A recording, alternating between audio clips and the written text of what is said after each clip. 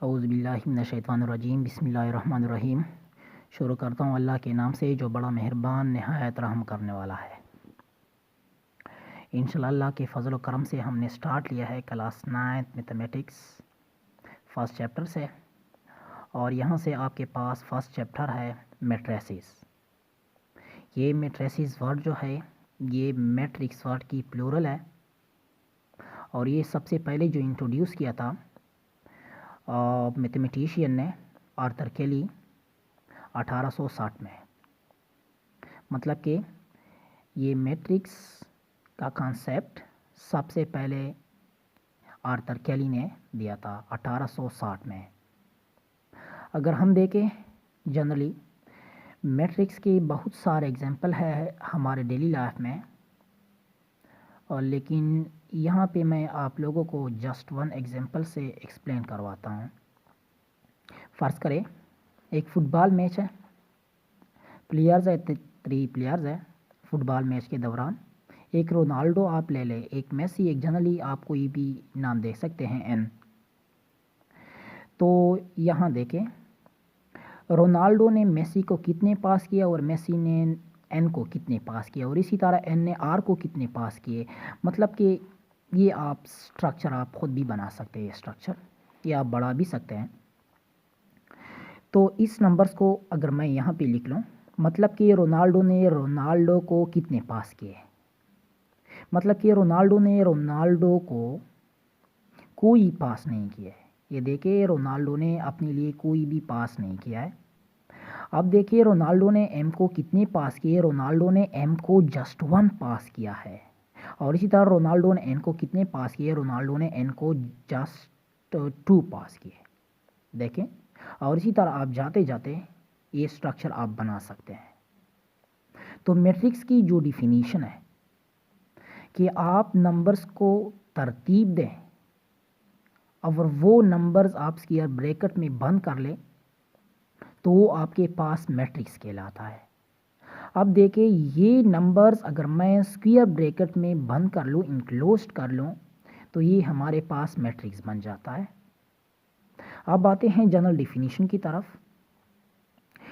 Shortcut definition है आसान अल्फाजों में, the arrangement of A numbers enclosed in a square bracket is called matrix. मतलब कि आप नंबर्स को तरतीब दें, ख़ास तरतीब दें, और इसको आप इंक्लूड कर ले स्क्वायर ब्रैकेट में, तो वो आपके पास मैट्रिक्स बन जाता है। ये देखिए ये नंबर्स की ख़ास तरतीब है और इसको मैंने स्क्वायर ब्रैकेट में बंद कर लिया है, तो ये आपके पास मैट्रिक्स कहलाता है।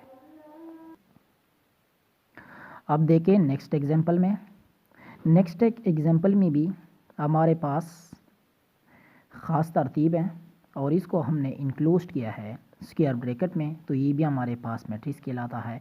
और इसी तरह जनरली आपके पास ये भी मैट्रिक्स कहलाता है। लेकिन एक चीज़ का ख्याल रखना है आप लोगों ने, वो ये है कि मैट्रिक्स के अंदर आप लोगों ने कैपिटल अल्फ़ाबेट्स यूज़ नहीं करनी है, क्योंकि वो कैपिटल अल्फ़ाबेट्स हम हैज़ अ होल मैट्रिक्स के लिए हम रिप्रेजेंट करेंगे।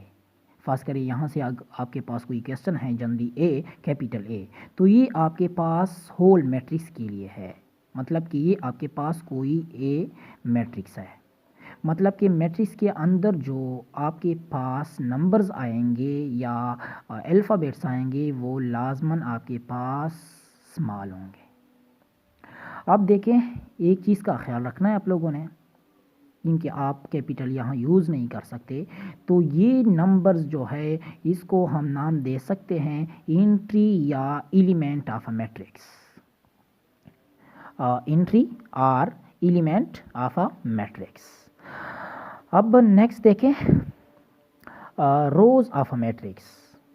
ये तो हमने सीख लिया। अच्छा एक पॉइंट यहाँ पे आप नोट कर लें कि ये जो अभी मैंने बताया है कि ख़ास तरतीब से नंबर्स हो, अब ये जो तरतीब है ना वो कैसे नंबर आएंगे, वो आपके पास ऐसे नंबर होंगे। फ़र्ज़ करें कि ये लाइन है, ये लाइन है,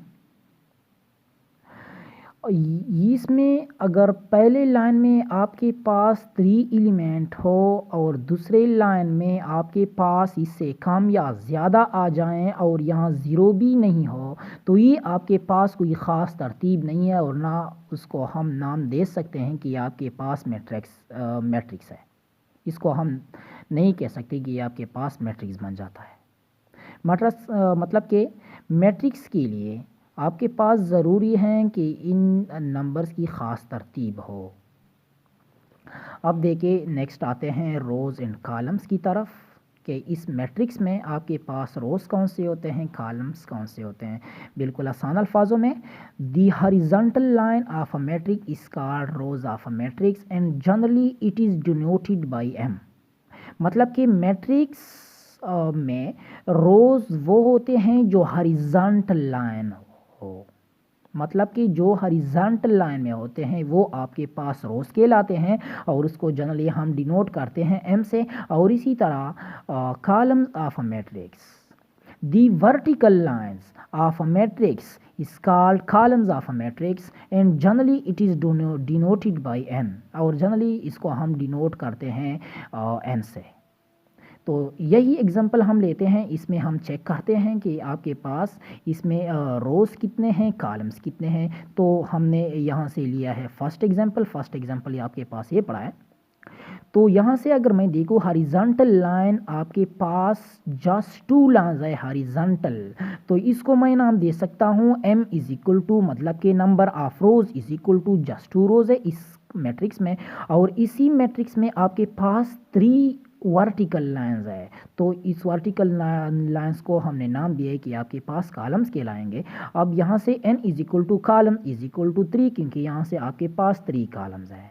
इसी तरह आप इसमें 2 वर्टिकल लाइंस है एंड 2 हॉरिजॉन्टल लाइंस है। इसी तरह यहाँ से देखें थर्ड एग्जांपल में, यहाँ से देखिए हॉरिजॉन्टल लाइंस है जो है वो आपके पास 3 हॉरिजॉन्टल लाइंस है देखें, और 3 आपके पास वर्टिकल लाइंस है।